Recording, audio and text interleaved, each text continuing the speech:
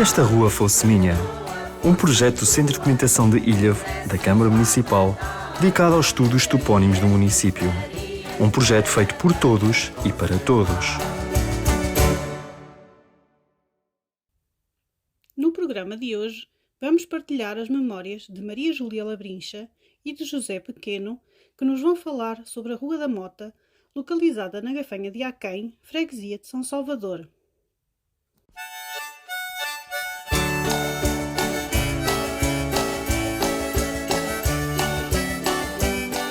Ora, eu vou falar das minhas memórias da Rua da Mota.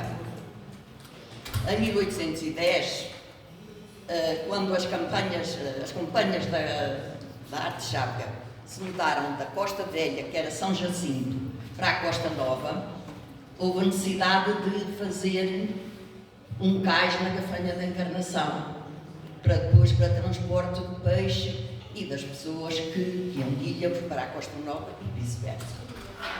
E então fez-se a Mota, que é um cais de pequenas embarcações na Gafanha da Encarnação.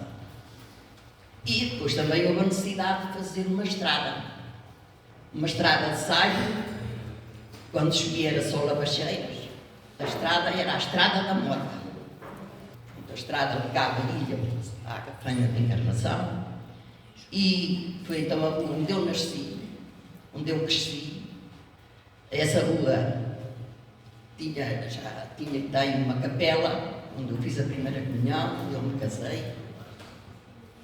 Tinha a carreira de tiro, tinha uma escola primária, o edifício ainda existe, agora há outra escola primária nova. E era na rua que brincávamos, não passavam carros, que não existiam.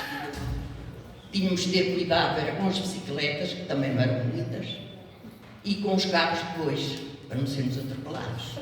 Havia a carreira de tiro e muitas vezes depois vinham os militares da Aveiro, da Infantaria, a marchar, a tocar o tambor, tocavam o tambor e lá vinham eles todos em fila a marchar.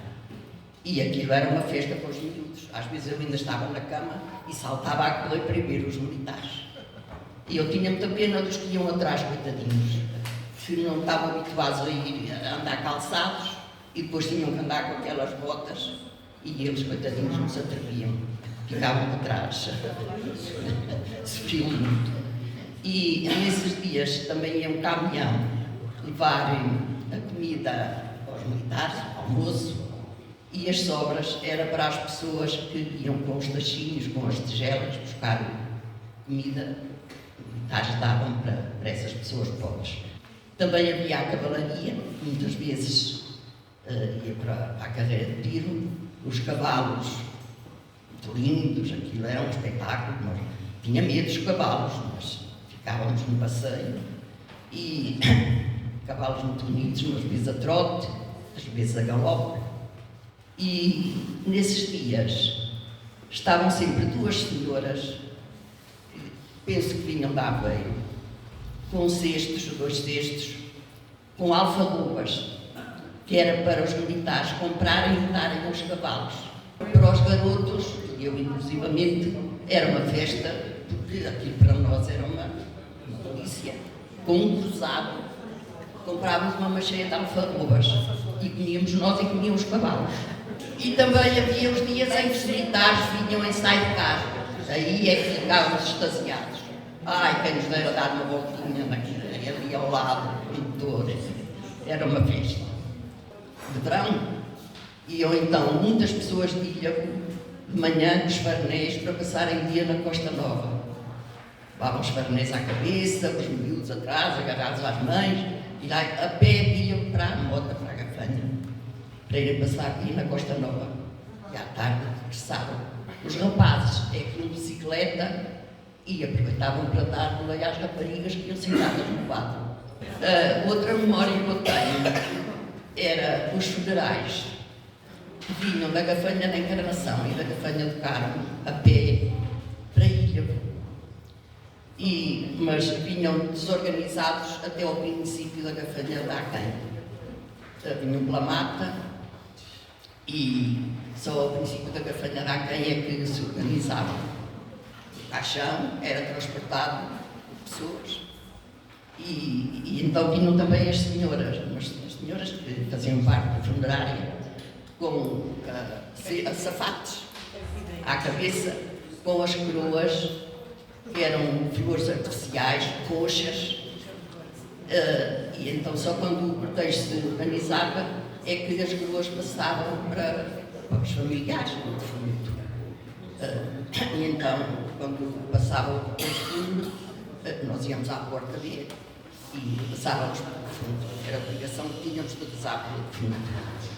Depois, quando o funeral acabava e as pessoas iam embora, lá iam outra vez as mulheres com os açafados à cabeça com as coroas para casa. As coroas eram alugadas.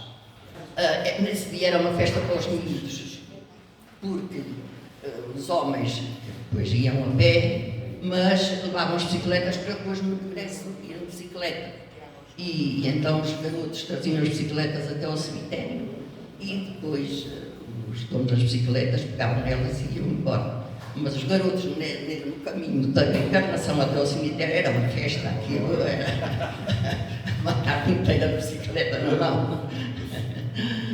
Quando fizeram a estrada da Mota, fizeram a meio, porque a estrada era ladeada já pela Mata Nacional, e a meio tinha nós chamávamos os poisos ou descansos, que eram uns pilares de cimento, à altura de uma pessoa, onde as peixeiras descansavam, punham as canastras, que era mais ou menos ao nível da cabeça delas, punham ali as canastras e, para descansar, vinham com as canastras à cabeça, desde lá da encarnação até a ilha para vender peixe.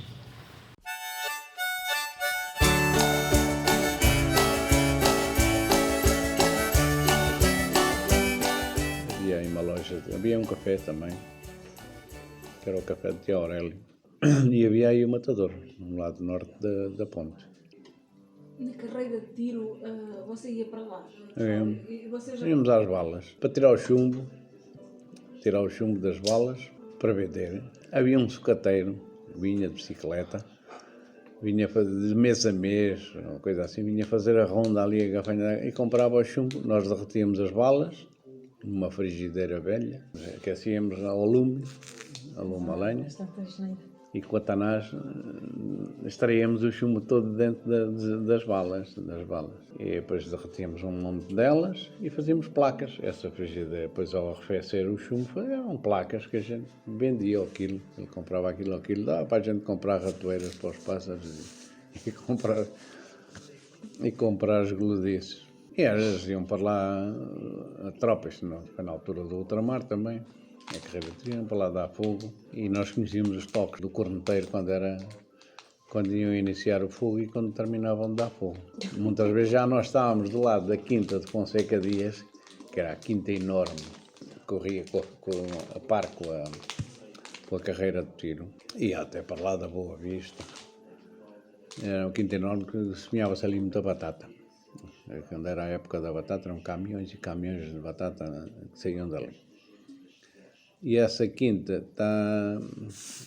tinha dunas por causa de fazer abrigo aos terrenos. E nós estávamos agachados, íamos por fora, agachámos atrás dessas dunas e as balas muitas vezes a assobiar. Quando tocava o cornetim, nós garotos íamos logo para a carreira de tiro apanhar as balas, que ficavam numa duna muito grande, que havia a 1 quilómetro de distância de onde eles mandavam fogo. E as balas ficavam lá todas retidas nessa duna. Muitas perdiam-se por lado, mas a maior parte ficava lá. Nós utilizávamos uns ancinhos pequenos, com pregos, e com o ancinho na duna, na areia, nós ensinávamos a duna, por ali abaixo, a areia. Se tocava, o ancinho tinha pregos, os dentes eram pregos, tocava numa bala metálica, fazia telim, e a gente, está aqui uma, e assim descobrimos as balas todas. Claro que andavam sempre atrás da gente, principalmente o guarda florestal, que na altura era um homem, foi com lá muito conhecido, teve lá muitos anos, que era o Pratas. Naquela casa logo ali onde é ao princípio, diz lá até, guarda florestal, ao pé de uma estufa que está lá agora de plantas. Não é? Mas por outro lado, a carreira de tiro também tinha lá sempre um permanente, tinha lá um militar destacado, um cabo, não, então era um cabo, que também preservava aquilo e estava sempre de atenção, porque nós, para já, andávamos por ali e tinha que haver um certo cuidado. Por outro lado, esse pratas andava atrás de nós que era para nos roubar as balas, portanto, depois ia ele vendê-las. Era proibido lá andarmos, não é? E até por nós a ensinar a duna, ao fim de muito tempo, acabámos de puxar.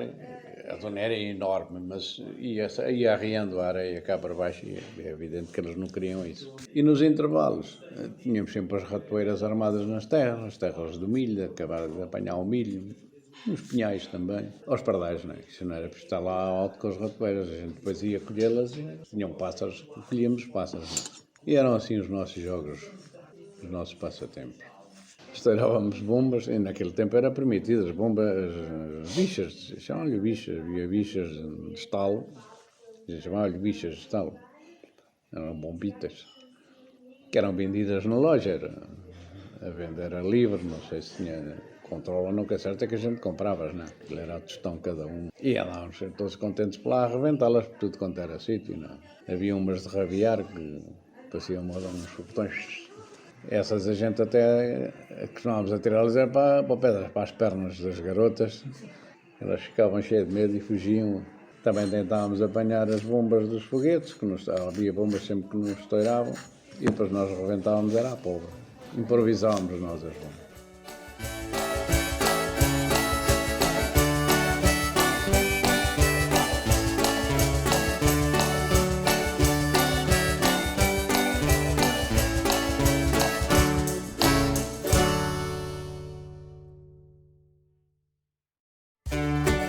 Gostou das memórias que ouviu? Partilhe também um testemunho sobre a sua rua. Conte-nos algumas curiosidades e tradições. Traga-nos fotos antigas. Para tal, contacte o Centro de Documentação de Ilhavo ligando para o número 234 092 496 ou envie-nos uma mensagem para cdi@cm-ilhavo.pt. Contacte-nos e iremos ao seu encontro para fazer a recolha do seu testemunho. Com o projeto Se Esta Rua Fosse Minha, oferecemos o passado como um presente para o futuro da nossa terra.